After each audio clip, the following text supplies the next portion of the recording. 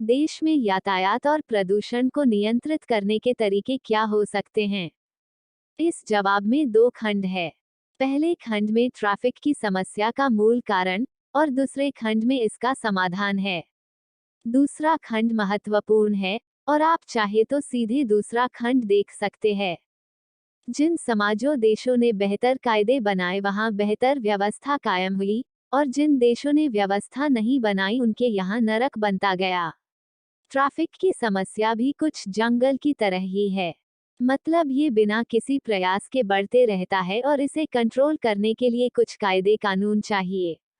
Traffic का नरक आपको सभी विकासशील पिछड़े देशों में मिलेगा, और बहुराष्ट्रीय कंपनियां इन देशों में यह नरक रचती है।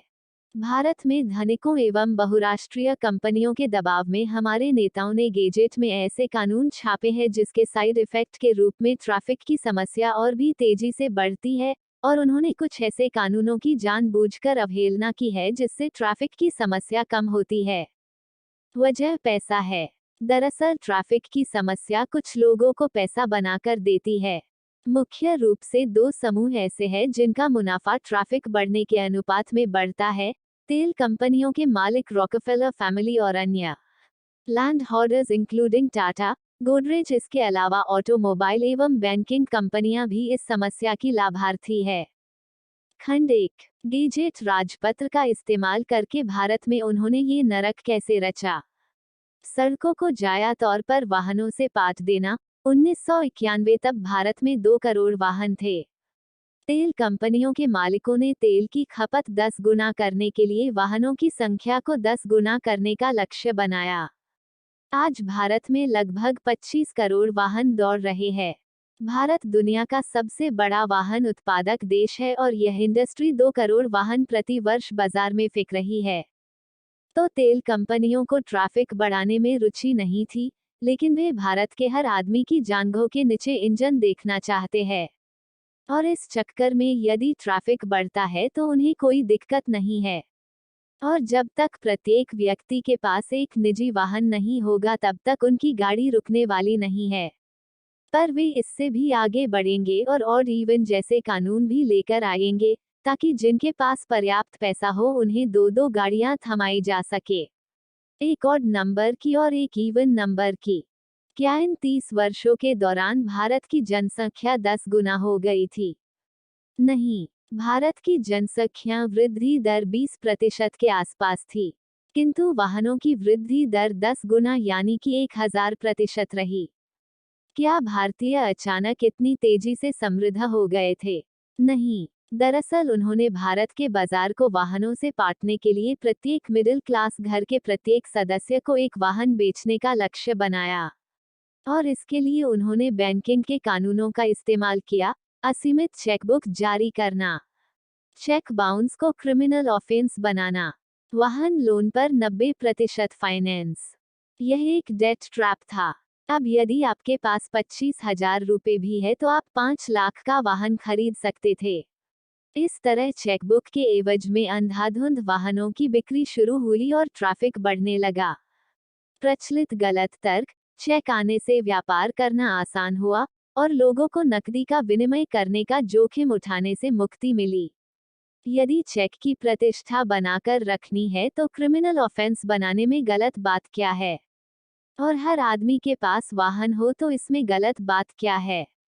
इससे विकास होता है और लोगों की सुविधा में वृद्धि होती है। इस प्रकार के तर्कों में संतुलन की अवहेलना कर दी जाती है, और ज्यादातर लोग व्यवस्था पर विचार करने के दौरान ये गलती करते हैं। व्यवस्थाओं की निस्बत आप ब्लैक एंड व्हाइट स्टैंड नहीं ले सकते। सभी व्यवस्थाएं एक संतुलन बनाने का काम करती है, और वही व्यवस्था टिकेगी जो संतुलन लाती है। गलत तर्क: चेक आने से व्यापार करना आसान हुआ और लोगों को नकदी का विनिमय करने का जोखिम उठाने से मुक्ति मिली। यदि चेक की प्रतिष्ठा बनाकर रखनी है तो क्रिमिनल ऑफेंस बनाने में गलत बात क्या है? उल्लेखनीय है कि अमेरिका में चेकबुक असीमित संख्या में जारी नहीं की जाती और चेक की वैधता अवधि सिर्फ 3 से 6 माह होती है। मतलब जिस दिन बैंक ने आपको चेक जारी किया है, जारी करने की तिथि के अगले 90 से 120 दिन में चेक अपने आप ही एक्सपायर हो जाता है। अतः आप हद से हद सिर्फ 90 दिन आगे का चेक काट कर दे सकते हो, इससे ज्यादा नहीं। और यदि चेक बाउंस भी हो जाता है और चेक भविष्य के वादे पर दिया गया है तो आपको और कोई सजा नहीं होती। तब केवल आपसे पैसा वसूला जाएगा, लेकिन सजा नहीं होगी। अमेरिका में पहले चेक बाउंस होने पर सजा का प्रावधान था, किंतु वहां पर जूरी सिस्टम होने के कारण चेक बाउंस का मुकदमा जूरी के पास जाता था और जूरी भविष्य का वादा होने पर चेक बाउंस होने पर कोई सजा नहीं करती थी। चेक बाउंस पर जूरी मंडल का स्टैंड रहता था कि किसी व्यक्ति की आर्थिक स्थिति का कोई भरोसा नहीं होता है, और कोई व्यक्ति यदि भविष्य के वादे पर चेक काट कर देता है तो यह फौजदारी अपराध नहीं है। अतः यदि उसने भविष्य के वादे पर चेक काट कर दे दिया है तो उससे पैसा तो वसूल किया जा सकता है, किंतु उसे जेल नहीं भेजा जा सकता। उसे जेल सिर्फ तब भेजा जा सकता है जब चेक काटते समय व्यक्ति के खाते में पैसा था। वाहन लोन, होम लोन आदि भविष्य के वादे हैं।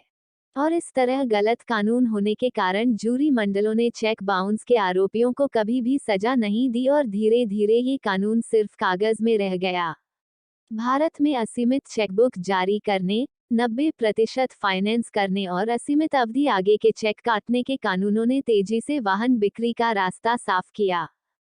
इस कानून ने जरूरतमंद लोगों को सूदखोरों के पंजे में फंसने की ओर भी धकेला, और इस गलत कानून का एक अन्य दुष्परिणाम ये है कि आज लाखों लोगों की टांगे चेक बाउंस के मामलों में अदालत में फंसी हुई है, और इनमें से ज्यादातर मामले फर्जी है। और ये लाखों पीड़ित यह बात कभी नहीं जान पाएंगे कि वे जो मुकदमे भुगत रहे हैं वह एक गलत कानून की वजह से है। गलत तर्क, हर आदमी के पास वाहन हो तो इसमें गलत बात क्या है? इससे विकास होता है और लोगों की सुविधा में वृद्धि होती है। वाहन टीवी की तरह घर पर नहीं रखा जाता, ये बाजार में दौड़ता है। और इस तरह जब आप वाहन खरीदते हैं तो ये सार्वजनिक परिवहन पर भार बढ़ाता है। यदि परिवहन के ढांचे एवं पार्किंग में पर्याप्त निवेश किए बिना अंधाधुंध वाहनों को खरीदने की अनुमति दी जाएगी तो वाहन सड़कों को पूरी तरह कब्जे में ले लेंगे और अन्य लोगों को परेशानी होनी शुरू हो जाएगी। इसलिए वाहनों की संख्या को प्रबंधित करने की जरूरत होती है। आपको एक संतुलन बनाना होता है सड़कों का, फुटपाथ का, तेल की खपत आदि का। वरना एक आयामी विस्तार करने से असंतुलन पैदा होगा और शेष आयामों से आपको समस्याएं आने लगेगी। उन्होंने पब्लिक ट्रांसपोर्ट को तोड़ा और तेल की खपत बढ़ाने वाले इंफ्रास्ट्रक्चर को बढ़ावा दिया। पहले चरण में उन्होंने ऐसे कानून छापे जिससे हर आदमी के पास गाड़ी पहुंची, और फिर ये सुनिश्चित किया है कि लोग निजी वाहनों का ज्यादा से ज्यादा इस्तेमाल करें। वाहन खरीद लेने भर से तेल की खपत नहीं बची है। तेल की खपत बढ़ाने के लिए ऐसी परिस्थितियां रचना जरूरी है कि आदमी ज्यादा से ज्यादा निजी वाहनों का इस्तेमाल करने के लिए बाध्य हो। पब्लिक ट्रांसपोर्ट को खच्चर बनाना, शहरों में फुटपाथ नहीं बनाने देना, छोटे छोटे प्लेटफॉर्म बनाकर अतिक्रमियों को आमंत्रित करना, लंबे सफर को आसान बनाना, सड़कों पर कुत्तों और गायों की भीड़ बढ़ाना। पब्लिक ट्रांसपोर्ट, उन्होंने ऐसे कानून छापने की निरंतर अवहेलना की जिससे पब्लिक ट्रांसपोर्ट बेहतर बने। यदि पब्लिक ट्रांसपोर्ट बढ़ेगा तो निजी वाहनों का उपयोग कम होगा और तेल की खपत कम होगी। आप जिस भी शहर में रहते हैं उसमें इसे आजमा सकते हैं। यदि आप पब्लिक ट्रांसपोर्ट का इस्तेमाल करेंगे तो भूत बनकर घर आएंगे। अखबार और बुद्धिजीवियों के कॉलम भकोसने वाले लोगों को लग सकता है कि ऐसा बती हुई जनसंख्या एवं जगह की कमी के कारण है, पर यह बकवास तर्क है। एक वातानुकूलित बस आरामदायक स्थिति में भी 50 सवारियों को ढो लेती है। निजी वाहन इस्तेमाल करने वाले 50 लोग यदि लो फ्लोर वातानुकूलित बस का इस्तेमाल करते हैं तो रोड पर से 50 वाहनों की भीड़ कम हो जाएगी, रोड से भी और पार्किंग स्लॉट से भी।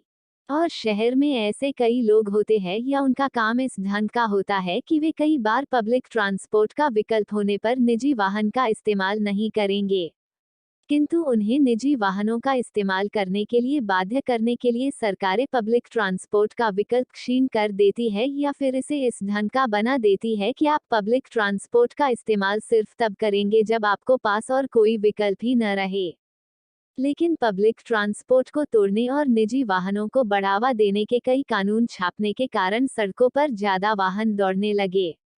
यहाँ तक कि निजी वाहनों को बढ़ावा देने के लिए मध्य प्रदेश में दिग्विजय सिंह ने रोडवेज को बंद ही कर दिया था।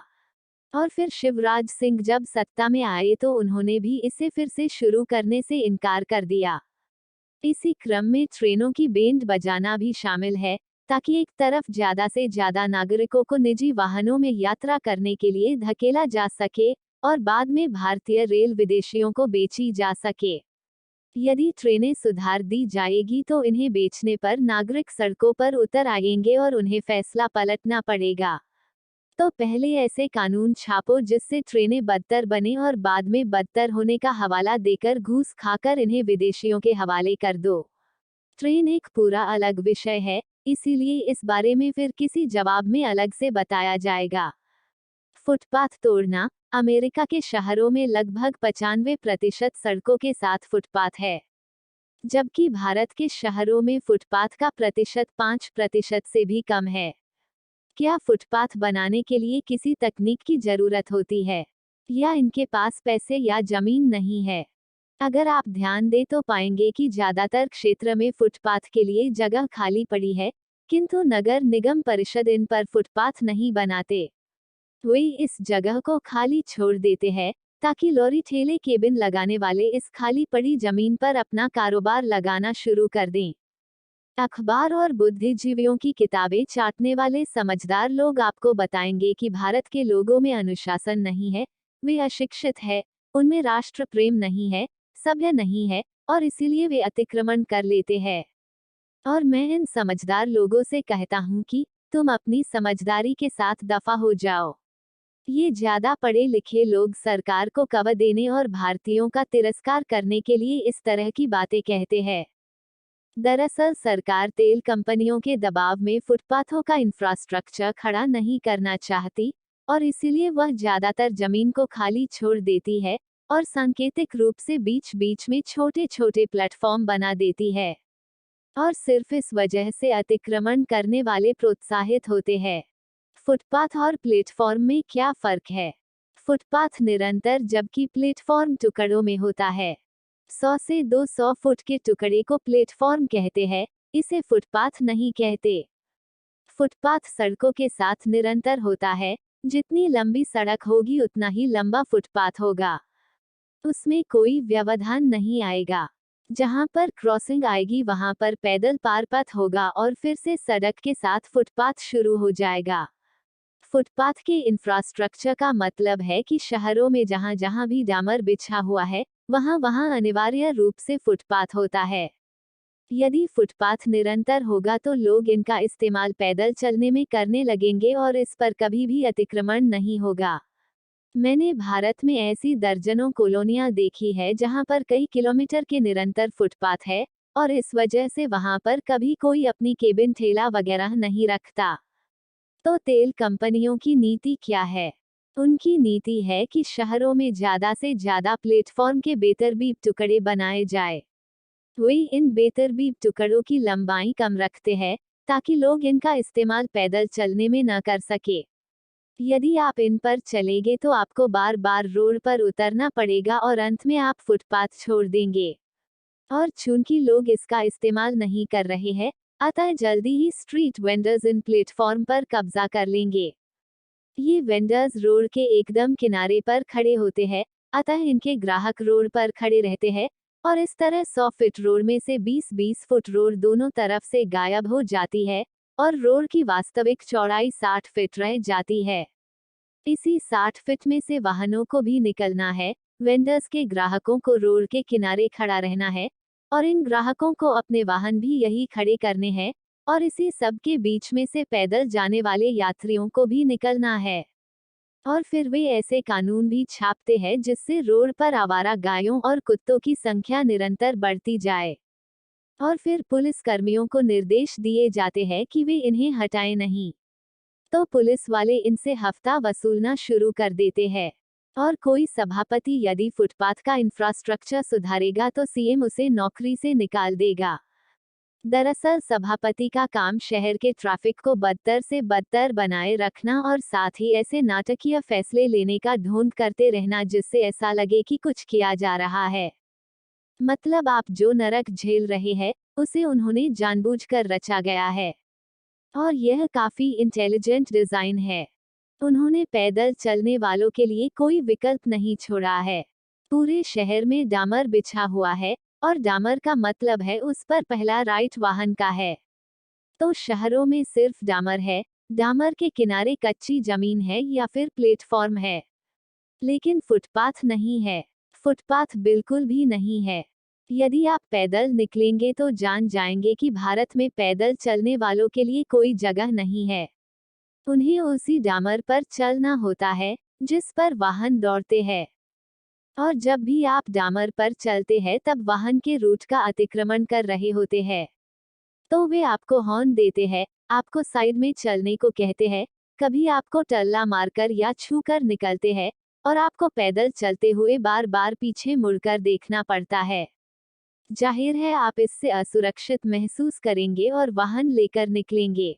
मतलब सरकार की पॉलिसी है कि यदि आपको घर से निकलना है तो वाहन लेकर ही निकलो, वरना ना निकलो। फुटपाथ पर चलने से व्यक्ति सुरक्षित महसूस करता है और उसकी पैदल चलने की हैबिट बढ़ जाती है। उदाहरण के लिए कोलकाता के सॉल्ट लेक में लगभग 90% फुटपाथ है और इलाका भी काफी बड़ा है, लगभग 5 से 7 किलोमीटर में फैला हुआ। मैं वहां लगभग 2 साल रहा और इस दौरान मैं ज्यादातर पैदल ही आता जाता था और मेरे अलावा अन्य लोग भी 2 से 3 किलोमीटर तक का फासला होने पर फुटपाथ का प्रयोग ही करते थे। तो मेरा यह व्यवहारिक अनुभव है कि जहां फुटपाथ का इंफ्रास्ट्रक्चर है, वहां लोग छोटी दूरी तय करने में वाहनों का इस्तेमाल बेहद कम करते हैं और इससे तेल की खपत कम होने लगती है। जो दशा फुटपाथ की है वही दशा पार्किंग की है। इसे अच्छे से समझने के लिए आप अपने शहर के नगर परिषद कार्यालय में जाएं और वहां से यह आंकड़े मांगिए कि पिछले 15 वर्षों में म्युनिसिपैलिटी ने कितनी भूमि पर सार्वजनिक पार्किंग बनाई है और पार्किंग की समस्या को हल करने के लिए व्यावसायिक कॉम्प्लेक्स, दुकानें आदि का निर्माण करने पर पार्किंग प्लेस का प्रतिशत तय करने के लिए कितने कानून छापे हैं और उनमें से कितनों का पालन हुआ है। और फिर आप अपने जिले के आरटीओ कार्यालय से यह डेटा ले सकते हैं कि पिछले 15 वर्षों में कितने नए वाहनों का पंजीयन हुआ है। और तब आपको मालूम होगा कि पार्किंग प्लेस उतना ही है जितना 15 साल पहले था, लेकिन वाहनों की संख्या 20 गुना बढ़ चुकी है। प्रत्येक वाहन 6 फुट चौड़ा और 7 फुट लंबा स्पेस लेता है। उन्होंने सड़कों पर ये वाहन फेंक दिए किंतु इन्हें खड़े करने के लिए पार्किंग के कोई कानून जानबूझकर नहीं छापे। नतीजा, सड़कों के किनारे लगातार आप खड़े वाहनों की कतार देखेंगे और इसकी वजह से सड़कों की चौड़ाई स्थायी रूप से और भी घट जाती है। इस वजह से ट्रैफिक और भी बढ़ता है और ट्रैफिक जितना बढ़ेगा, वाहन उतने धीरे चलेंगे या रेंगने लगेंगे और इससे तेल की खपत बढ़ जाती है। उन्होंने वाजपेयी के शासन के दौरान 4 लेन 6 लेन आदि बनाने के प्रोजेक्ट मंजूर करवाए थे। इन सभी प्रोजेक्ट्स के ठेके भी विदेशियों के दिए गए। हालांकि हाईवे बनाने को लेकर मेरा विरोध नहीं है और मेरा मानना है कि हमें लंबी दूरी तय करने के लिए हाईवे बनाने की जरूरत है ताकि ट्रांसपोर्टेशन की लागत कम हो। किंतु मेरा बिंदु यह है कि उन्होंने सारा निवेश सिर्फ लंबे सफर को आसान बनाने के लिए किया और शहरों में यातायात सुधारने के कानून छापने की जानबूझकर अवहेलना की। इसकी वजह से दोनों ओर से तेल की खपत बढ़ी। वाहनों की संख्या बढ़ने के कारण शहरों में ट्रैफिक बढ़ गया जिससे तेल की खपत बढ़ी और हाईवे बेहतर होने के कारण ज्यादा से ज्यादा वाहनधारी लंबी दूरी तय करने के लिए निजी वाहनों का इस्तेमाल करने लगे और इससे भी तेल की खपत बढ़ी। मिसाल के लिए मेरा उदाहरण देखिए, मैंने 2007 में अल्टो खरीदी थी। मैंने इसके लिए 3,30,000 का भुगतान किया और इस कार को अगले 10 महीने में 90,000 किलोमीटर चला लिया था। जब 2008 में मैंने इसका हिसाब निकाला तो मालूम हुआ कि मैं सिर्फ 1 वर्ष के भीतर 4 लाख रुपए का पेट्रोल फूंक चुका था। मतलब मैंने वाहन खरीदने के लिए 3,30,000 रुपए का भुगतान किया था लेकिन तेल कंपनियों को 4 लाख दे दिए थे। और सरकार इस तेल के बदले में डॉलर भी चुका रही थी। 2008 में मैंने फिएस्टा ली और अगले 1 वर्ष में मैंने फिर से तेल कंपनियों को 3 लाख चुकाए। मतलब सिर्फ एक कार ने सरकार पर 7 लाख रुपए के डॉलर चुकाने का भार बढ़ा दिया था।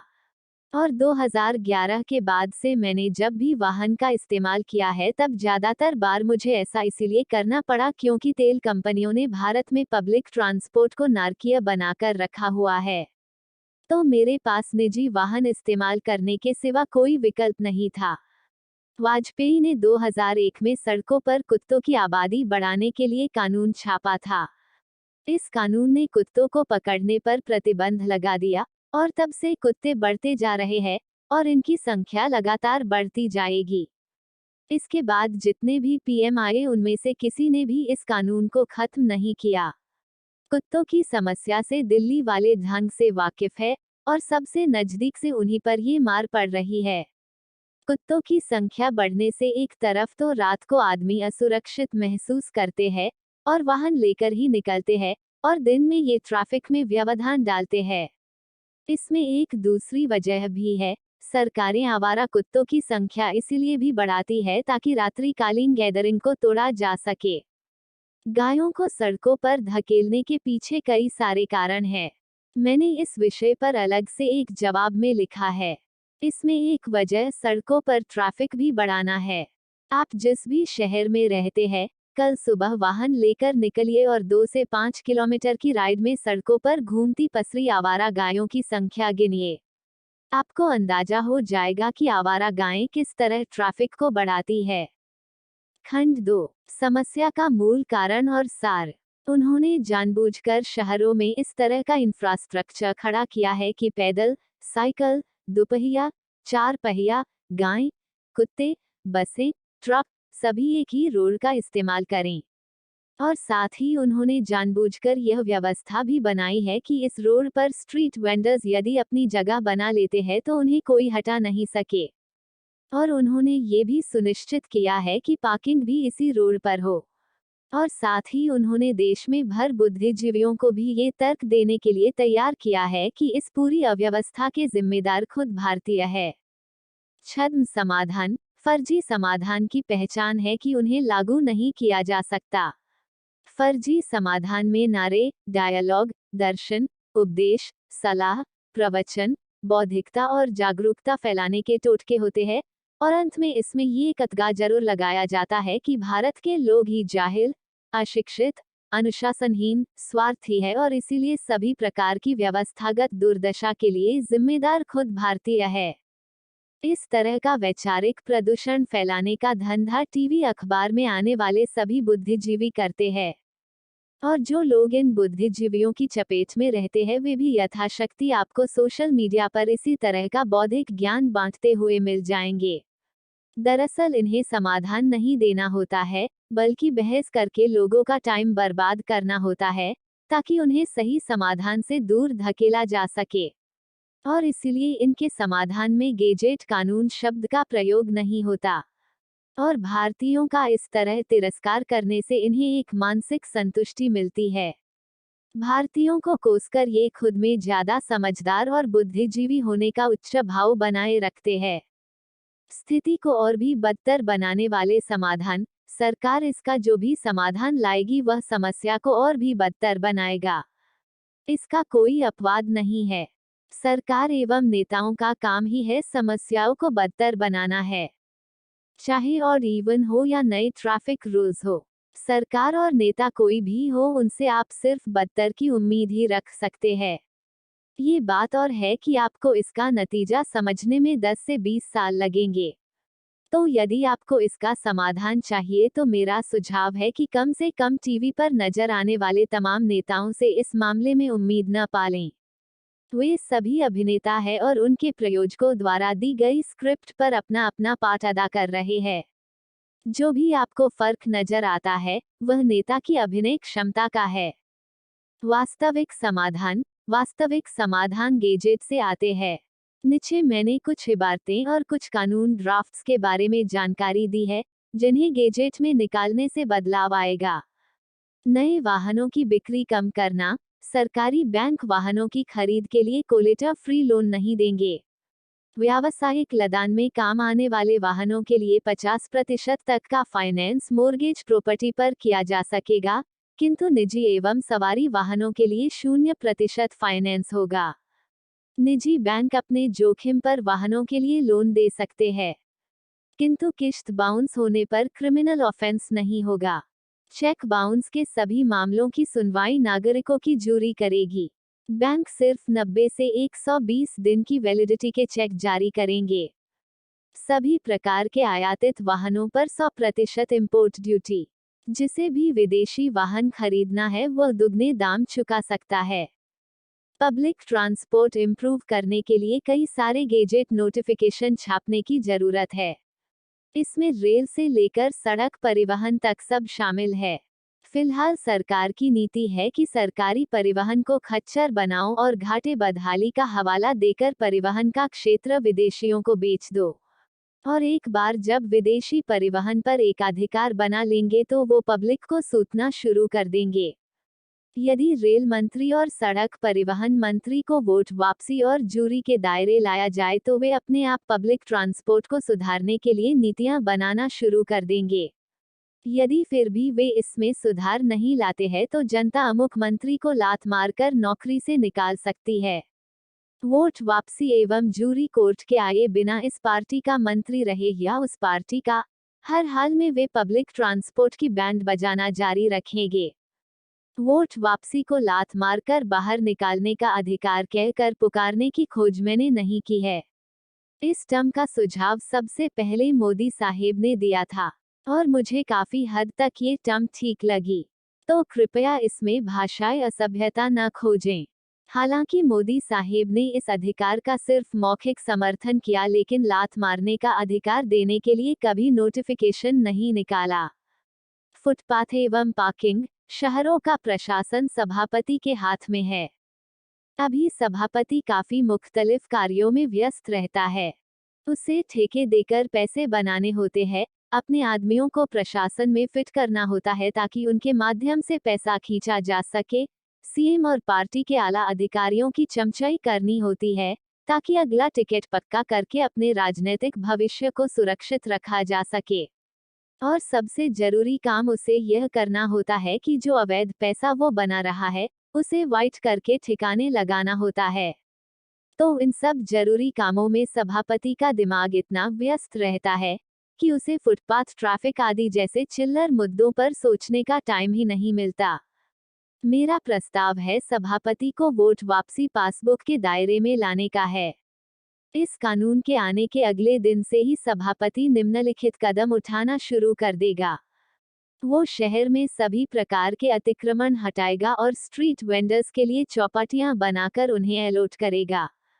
यथासंभव सड़कों के साथ निरंतर फुटपाथ बनाएगा और यह भी सुनिश्चित करेगा कि इन फुटपाथ पर अतिक्रमण 24 घंटे से ज्यादा टिके नहीं। वह सार्वजनिक पार्किंग बनाना शुरू करेगा और व्यस्त इलाकों के हिसाब से प्रति घंटा के हिसाब से पार्किंग दरें निर्धारित करेगा। सभापति सभी पार्किंग प्लेस को पीले रंग एवं फुटपाथ को लाल रंग की बॉर्डर से चिन्हित करेगा ताकि यह बात एकदम स्पष्ट रूप से निकल कर आए कि अमुक स्थान फुटपाथ या पार्किंग के लिए आरक्षित है। सभापति शहरों के व्यस्त मार्ग पर लो फ्लो वातानुकूलित एवं सामान्य बसों का पर्याप्त नेटवर्क खड़ा करेगा ताकि जो व्यक्ति पब्लिक ट्रांसपोर्ट का इस्तेमाल करना चाहते हैं वे प्रोत्साहित हो। सभापति अपने शहर में नए वाहनों की बिक्री पर पार्किंग ट्रैफिक टैक्स लेना शुरू करेगा।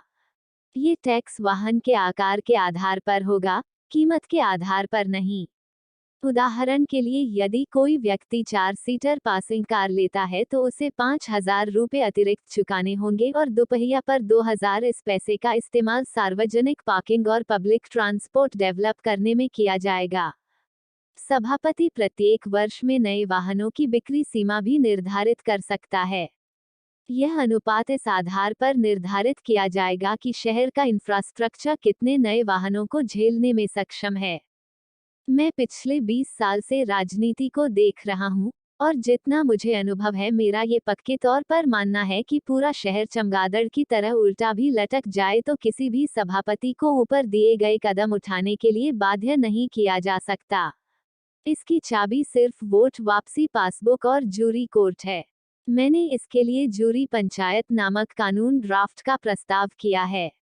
इस कानून के आने के अगले दिन से ही सभापति शहर का प्रबंधन वैसे ही करने लगेगा जैसे वह अपने घर का प्रबंधन करता है।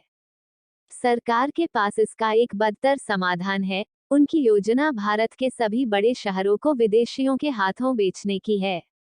वे इसके लिए इस पर स्मार्ट सिटी या इसी टाइप के नारे चिपकाकर जनता को कन्विंस करेंगे और फिर कुछ स्मार्ट शहर की तस्वीरें दिखाकर एक के बाद एक शहरों का प्रबंधन विदेशियों को देते जाएंगे। और जब भी ये किसी विदेशी कंपनी को प्रोजेक्ट देते हैं, बदले में नेताओं के स्विस अकाउंट में डॉलर बढ़ते जाते हैं। मैं उनके इस समाधान के खिलाफ हूँ, क्योंकि इससे हम पर डॉलर का बोझ बढ़ता है और डॉलर का ये बोझ निरंतर बढ़ता है, क्योंकि मेंटेनेंस के लिए हमें हर महीने डॉलर चुकाने होंगे। भ्रष्ट एवं निकम्मे नेता इसी तरह की स्मार्ट तकनीकों का इस्तेमाल करते हैं, क्योंकि एक तरफ तो उन्हें पैसा बनाना होता है और दूसरी तरफ वे निकम्मे होते हैं। उनकी स्कीम है कि हमारे शहरों को साफ सुथरा रखने का काम भी विदेशी करें। उनसे पैसा खाओ और उन्हें ऊंचे दामों पर प्रबंधन का ठेका पकड़ा दो। हमें काम करने की जरूरत क्या है? और इससे डॉलर का बोझ बढ़ता है तो बढ़ने दो, हमें कौन सा जेब से देना है। जब कमी होगी तब देश की कोई न कोई कोल माइंस या खनिज या और कोई जमीन संपत्ति बेचकर उन्हें डॉलर चुका देंगे। सारा अतिक्रमण चिन्हीकरण न करने के कारण होता है और सभापति जानबूझकर सार्वजनिक स्थलों को चिन्हित नहीं करते। वे सड़कों के किनारे की जमीनों को यूं ही खाली छोड़ देते हैं ताकि लोग अतिक्रमण कर सके। जब बिना चिन्हित की हुई जमीन पर कोई स्ट्रीट वेंडर अपनी केबिन रखता है तो एक आम नागरिक उसे रोक नहीं पाता। लेकिन यदि सड़क के किनारे खाली जमीन पर बॉर्डर बनाकर इसे पार्किंग या फुटपाथ के रूप में चिन्हित कर दिया जाए तो इस पर अतिक्रमण होने की संभावना 0% होती है, क्योंकि तब ये साफ नजर आता है कि स्ट्रीट वेंडर ने पार्किंग की जगह पर अपना ठेला रख दिया है। और तब कोई भी वाहन वाला जब अपनी गाड़ी पार्क करने आएगा तो वह उसे कहेगा कि यह जगह पार्किंग की है और मुझे यहाँ गाड़ी खड़ी करनी है। तो सभापति जानबूझकर जमीन को चिन्हित नहीं करता, वह उसे लावारिस छोड़ देता है। और पूरी दुनिया में लावारिस सरकारी जमीन का यही हिसाब है कि यदि यह जमीन काम नहीं आ रही है तो आदमी इसका इस्तेमाल करना शुरू कर देता है, और यही इस्तेमाल अतिक्रमण है। और इस तरह की व्यवस्था के कारण अखबारों टीवी में आने वाले बुद्धिजीवियों एवं इनके विचारों की जुगाली करने वाले पाठकों को भी यह अवसर मिल जाता है कि वे ट्रैफिक का सारा दोष भारतीयों के मत्थे डाल सके। और तब वे आसानी से यह कह पाते हैं कि आम भारतीय जाहिल, गंवार, अशिक्षित, स्वार्थी, बेईमान, अनुशासनहीन और बदतमीज है और इसीलिए वे अतिक्रमण करते हैं। और इसीलिए इसमें सरकार का कोई दोष नहीं है।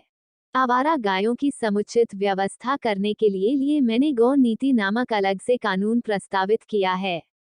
गौ नीति कानून के आने से शहर की सभी आवारा गायों को गौशालाओं में आश्रय मिल जाएगा। सभापति के वोट वापसी पासबुक के दायरे में आने से सभापति भी सड़कों को गायों से मुक्त कर सकता है। कुत्तों को कंट्रोल करने के लिए केंद्र से कानून बनाने की जरूरत होगी, क्योंकि वाजपेयी ने 2001 में गेजेट नोटिफिकेशन छापकर यह सुनिश्चित किया हुआ है कि शहरों में कुत्ते लगातार बढ़ते जाए, और मोदी साहेब ने इस कानून को कैंसर संशोधित करने से मना कर दिया है। पार्किंग और परिवहन के लिए जमीन जुटाने के लिए रिक्त भूमि कर, कई महानगरों में जमीन की वाकई कमी है और सभापति के लिए जमीन जुटाने में समस्या आ सकती है, और इसका एकमात्र समाधान रिक्त भूमि कर लागू करना है।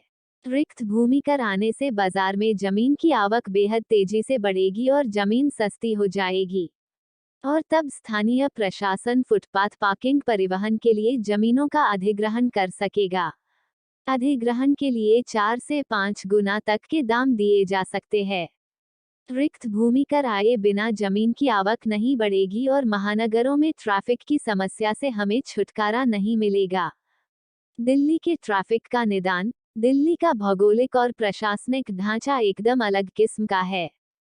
दिल्ली का प्रशासन ऐसी खिचड़ी है कि कुछ भी समाधान सोचने जाओ को दिमाग सुन्न हो जाता है। तो हमें दिल्ली का पुनर्गठन करने की जरूरत है। इसका पुनर्गठन किए बिना कोई भी उपाय बेहतर तरीके से निष्पादित नहीं हो पाएगा।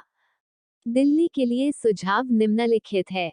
भोपाल के आसपास या मध्य प्रदेश में कहीं 25 से 35 स्क्वायर किलोमीटर का एक नया शहर डेवलप करके राजधानी को वहां पर शिफ्ट कर दिया जाना चाहिए। सभी मंत्रालय, प्रेस, संसद, संवेदनशील विभाग, एम्बेसी वगैरह इस नए शहर में शिफ्ट हो जाएंगे। सुरक्षा की दृष्टि से भी ऐसा करना ज्यादा उचित है।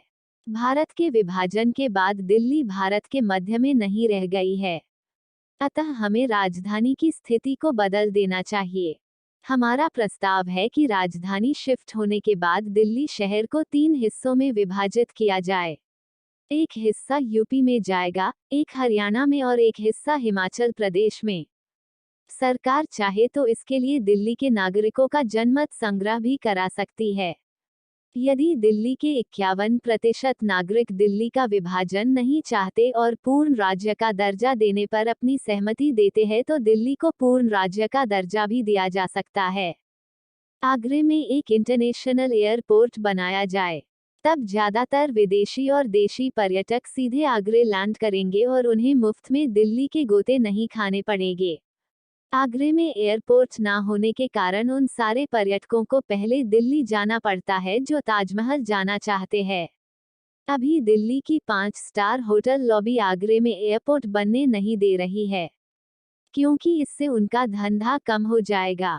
इसके अलावा रिक्त भूमि कर, सभापति पर वोट वापसी, पासबुक आदि कानून आने से भी दिल्ली के ट्रैफिक में तेजी से कमी आने लगेगी।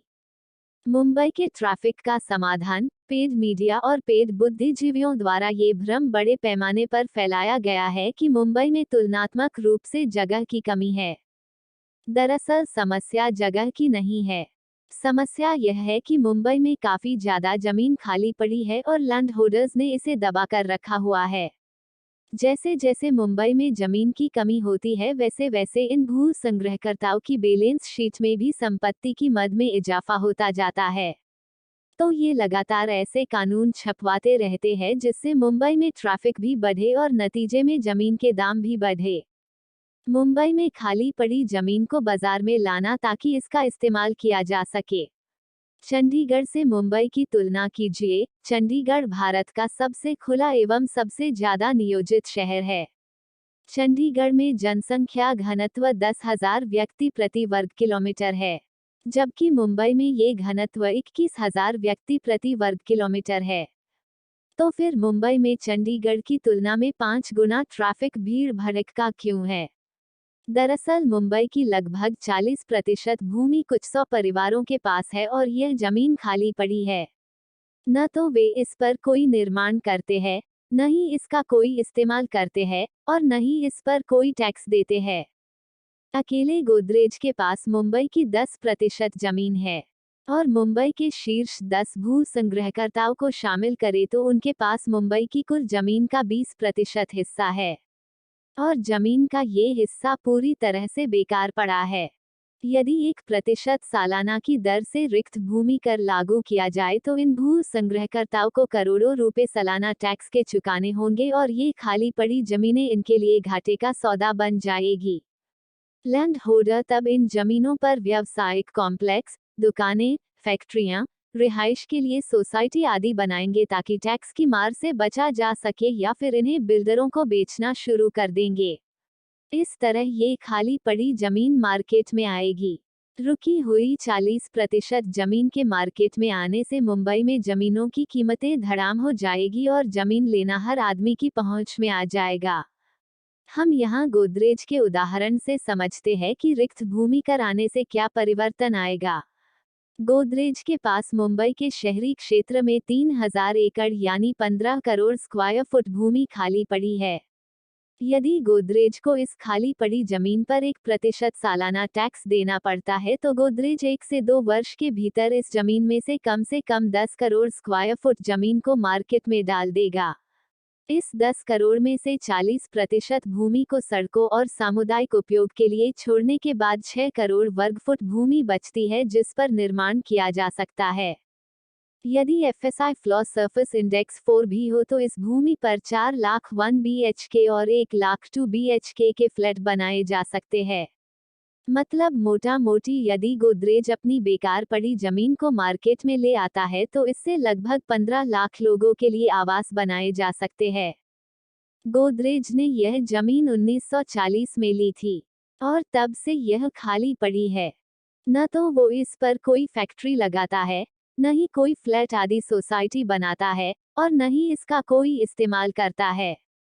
अब हम गोदरेज को ये तो कह नहीं सकते कि वो अपनी जमीन का इस्तेमाल करे, क्योंकि जमीन उसकी है, जो उसकी मर्जी है वैसे इस्तेमाल करेगा। तो इसका तरीका है कि हम रिक्त भूमि पर 1% सालाना टैक्स लेना शुरू करें। गोदरेज की जब तक हैसियत है तब तक खाली पड़ी जमीन पर टैक्स चुकाएगा, वरना इसका इस्तेमाल करना शुरू कर देगा। और पूरे देश में सब तरफ इसी तरह के गोदरेज ही गोदरेज है, और किलोमीटरों के हिसाब से जमीन दबाकर बैठे हैं। मुंबई में जगह की समस्या को हल किए बिना ट्रैफिक का इलाज नहीं किया जा सकता, और जगह बनाने का सिर्फ ये तरीका है कि मुंबई में खाली पड़ी जमीन को टैक्स के दायरे में लाया जाए।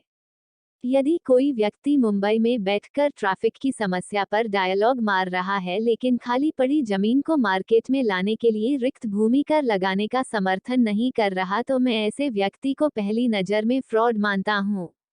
इसलिए मेरी नज़र में टीवी अखबारों में ट्रैफिक पर तबसरा करने वाले सभी बुद्धिजीवी फ्रॉड है। कृपया श्रोता इस बात पर ध्यान दें कि प्रस्तावित रिक्त भूमि कर वेल्थ टैक्स सिर्फ मुंबई के लिए नहीं है। ये पूरे देश में लागू होगा, और इस कानून के आने के बाद GST रद्द हो जाएगा। तब देश में सिर्फ 2 टैक्स रहेंगे, एक आयकर और दूसरा रिक्त भूमि कर। दत्तपेड आयकर को देय पेबल रिक्त भूमि कर में से घटा दिया जाएगा। तो मुंबई के लिए मेरा पहला प्रस्ताव 1% सालाना की दर से रिक्त भूमि कर लगाने का है। रिक्त भूमि कर के मुख्य बिंदु निम्न है। प्रति व्यक्ति 25 वर्ग मीटर रिहाइश भूमि, 50 वर्ग मीटर निर्माण एवं 2 एकड़ कृषि भूमि कर मुक्त होगी। इससे अधिक भूमि होने पर प्रत्येक व्यक्ति को धारण की गई अतिरिक्त भूमि पर 1% सालाना टैक्स देना होगा। यदि व्यक्ति ने आयकर चुकाया है तो चुकाया गया आयकर देय रिक्त भूमि कर में से घटा दिया जाएगा। 60 वर्ष से अधिक उम्र के नागरिकों को ये छूट 2 गुनी एवं 80 वर्ष से अधिक आयु के नागरिकों के लिए ये छूटें 4 गुना होगी। इससे उन नागरिकों पर रिक्त भूमि कर नहीं आएगा जिनके पास बेहद कम या जीवन यापन कर पाने जितनी ही भूमि है। सभी प्रकार के ट्रस्ट, सोसाइटियां, समितियां, NGO, न्यास, क्लब, राजनीतिक पार्टियां, धर्मार्थ संगठन, अस्पताल, स्कूल, मंदिर, मस्जिद, चर्च आदि सभी इकाइयां रिक्त भूमि कर के दायरे में होगी। किंतु यदि कोई चैरिटेबल ट्रस्ट आदि चाहे तो जिन सदस्यों को वह सेवाएं देता है प्रति सदस्य 500 रु सालाना की छूट प्राप्त कर सकता है। प्रत्येक नागरिक ऐसे 5 संगठनों को 500 रुपए की छूट दे सकता है। इस तरह जो संगठन वास्तविक अर्थों में सेवाएं दे रहे हैं उन्हें सेवाग्राही सदस्य अपने हिस्से की छूट दे देंगे और उन पर प्रभावी कर कम हो जाएगा। उल्लेखनीय है कि भारत में कुल 33 लाख NGO है। इनमें से ज्यादातर संगठन सरकारी अनुदान में भूमि ग्रहण करते हैं और इन्हें अकार्यशील बना देते हैं। इसके अलावा धनिक वर्ग अपने धन को कर मुक्त करने के लिए ट्रस्ट खोल लेते हैं और इस ट्रस्ट के नाम पर जमीनों का संग्रहण करते हैं। इस प्रावधान से फर्जी संगठनों के भूमि संग्रहण करने की प्रवृत्ति में कमी आएगी। किसी भी प्रकार का विवाद होने की स्थिति में मामले की सुनवाई नागरिकों की ज्यूरी करेगी। ज्यूरी मंडल का चयन मतदाता सूचियों में से रैंडमली किया जाएगा। मुंबई के बंदरगाह का ट्रैफिक डाइवर्ट करना। मुंबई के सी पोर्ट के दोनों ओर 100 किलोमीटर की दूरी पर 2 नए बंदरगाहों का निर्माण किया जाना चाहिए। इससे शेष महाराष्ट्र का माल मुंबई नहीं पहुंचेगा और न ही इस माल को ढोने के लिए ट्रकों को मुंबई में आना पड़ेगा और अतिरिक्त ट्रैफिक कम हो जाएगा। जमीन की कीमतें बढ़ाने के लिए मुंबई के भू संग्रहकर्ता अतिरिक्त पोर्ट का निर्माण नहीं करने के लिए राजनीतिक पार्टियों को अच्छी खासी राशि चंदे घूस के रूप में देते हैं। सभी चंदे घूस होते हैं और इन्हें इस एवज में दिया जाता है कि अमुक पार्टी यदि सत्ता में आती है तो अमुक अमुक कानून गेजेट में छापेगी और अमुक कानून नहीं छापेगी। इसी चंदे से मीडिया कर्मियों को भी भुगतान किया जाता है ताकि वे यातायात विशेषज्ञों के नाम पर चंगू मंगू को टीवी पर बिठाकर ट्रैफिक की समस्या पर बहस करके नागरिकों का समय बर्बाद कर सके। अन्य उपाय, मुंबई के लिए भी अन्य उपाय वही है वो ऊपर बताए गए हैं। मुंबई महापौर पर वोट वापसी, पासबुक और उसके स्टाफ पर जूरी कोर्ट आदि। स्थायी समाधान तेल निकालने की मशीनों की तकनीक जुटाना है ताकि तेल कंपनियों की पकड़ से हम आजाद हो सके। मेरे विचार में जूरी कोर्ट कानून को गेजेट में छापे बिना ये तकनीक जुटाना संभव नहीं है। फिलहाल तो हमारी गाड़ी उल्टी दिशा में जा रही है। अमेरिकी कंपनियों ने अंबानी को स्पेयर पार्ट्स न भेजने की धमकी देकर उसकी रिफाइनरी का 20% हिस्सा टेक ओवर कर लिया है। उल्लेखनीय है कि अंबानी की रिफाइनरी को मशीनरी रोकेफेलर की कंपनियां सप्लाई करती है। सऊदी अरब की सब तेल कंपनियों में अमेरिकी कंपनियों की होल्डिंग है। तो अभी पेड मीडिया में जो सऊदी अरब के नाम से जो डीलिंग दिखाई जा रही है वो हिस्सा अमेरिकियों को गया है। ट्रैफिक की समस्या कम करने के लिए आप क्या कदम उठा सकते हैं? ट्रैफिक की समस्या हल करने के लिए हमें मुख्य रूप से 2 कानून गेजेट में छपवाने की जरूरत है। Jury panchayat, jury court. नागरिकों के लिए कदम। यदि आप इस कानून का समर्थन करते हैं तो मुख्यमंत्री और प्रधानमंत्री को एक पोस्ट कार्ड भेजें। पोस्ट कार्ड में ये लिखे, मुख्यमंत्री और प्रधानमंत्री जी, कृपया प्रस्तावित जूरी पंचायत एवं जूरी कोर्ट कानून को गेजेट में छापें। यदि आप ट्विटर पर है तो मुख्यमंत्री को ये ट्वीट भी कर सकते हैं। कार्यकर्ताओं के लिए कदम। आप अपने क्षेत्र के छोटी पार्टियों के विधायक, सांसद, सरपंच, पार्षद, सभापति के उम्मीदवारों एवं निर्दलीय प्रत्याशियों से संपर्क करके उनसे कह सकते हैं कि यदि वे अपने एजेंडे में जूरी कोर्ट कानून को शामिल करते हैं तो आप उन्हें वोट करेंगे। बड़ी पार्टियों के उम्मीदवारों से उम्मीद न रखें। उनकी ताकत पेड मीडिया से आती है और ट्रैफिक की समस्या का उत्पादन पेड मीडिया ही करता है। यदि आपके क्षेत्र में कोई भी उम्मीदवार इन कानूनों को अपने एजेंडे में शामिल करने के लिए राजी नहीं है तो आप खुद भी इन मुद्दों पर निर्दलीय प्रत्याशी के रूप में चुनाव लड़ सकते हैं। यदि ज्यादा से ज्यादा छोटे छोटे उम्मीदवार इन कानूनों पर चुनाव लड़ेंगे तो बड़ी पार्टियों पर इन कानूनों को लागू करने का दबाव बनेगा। चुनाव लड़ने का खर्चा। चुनाव लड़ने के लिए कुछ ज्यादा पैसों की जरूरत नहीं होती है। सरपंच एवं पार्षद का चुनाव लड़ने के लिए 5,000 एवं विधायक का चुनाव लड़ने में ज्यादा से ज्यादा 15,000 काफी है। यदि आप इतना खर्चा उठा सकते हैं तो चुनाव आयोग की वेबसाइट से फॉर्म डाउनलोड करके इन कानूनों के प्रचार के लिए निर्दलीय प्रत्याशी के रूप में चुनाव लड़ सकते हैं। अधिक जानकारी के लिए नीचे दिया गया लिंक खोलें।